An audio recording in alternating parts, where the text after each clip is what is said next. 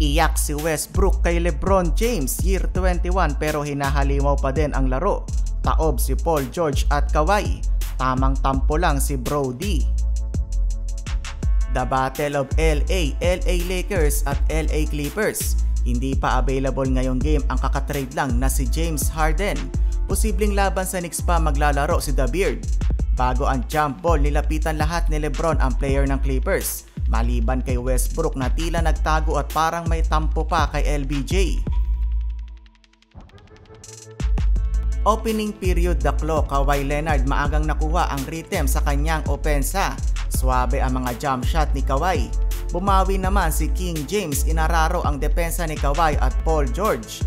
Dinaan na sa laki ng muscle.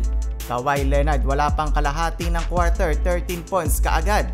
Nainis na si AD, dinikitan at binututan na si Daklo. Kumpiyansa ang mga player ng Clippers.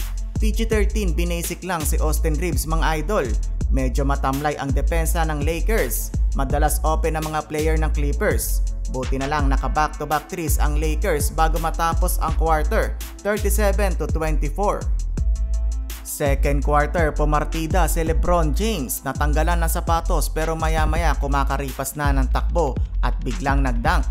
Napailing na lang doon si Kawhi Leonard. Sobrang lala ng turnovers ng Lakers. 7 sa second quarter, total of 12 sa first half. Si Austin Reeves parang nawala na ang magic. Puro turnover ang ginagawa. Pagbuhat na naman tuloy si LeBron, gumawa ng 15 points. Sumunod na lang ang 3 points ni Cam Reddish. Nag-init naman si Brody Westbrook, tinirahan ng 3 si LeBron. End ng first half, 61-48 lamang pa din ang Clippers. Third quarter, iyak si Westbrook nang butatain ni LeBron James. May pailing-iling pa ng ulo si LeBron, parang sinasabi, hindi pwede sa akin yan. Austin Reeves parang natauhan na, nainis na din siguro sa kanyang laro. Ayon, inankle break si Norman Powell. Halos gumapang si Powell doon. Tuwang-tuwa si LeBron. Baba sa isa ang kalamangan mula sa teres ni Wood galing sa pasa ni AR-15. End ng third, lamang na ng dalawa ang Lakers. Fourth quarter, ginanahan si King James na makuha ng Lakers ang momentum. Sunod-sunod na puntos mga idol, parang hindi tumatanda. Sinasagot lahat ng tira ni Paul George at Kawhi Leonard. Hindi makapaniwala si LeBron na tinawagan siya ng goaltending. Last 24 seconds, Paul George walang kaabog-abog tumira ng top of the key 3-pointer. Na-foul pa ni Cam si Paul George. Pasok ang tatlong free throw.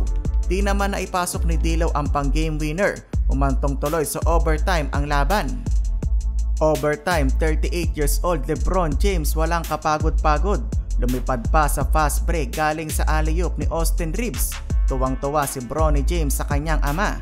Christian Wood putback slam tapos ang basketball. Final score 130-125, panalo ang Lakers. Year 21 LeBron 35 points, 11 rebounds, 7 assists in 42 minutes.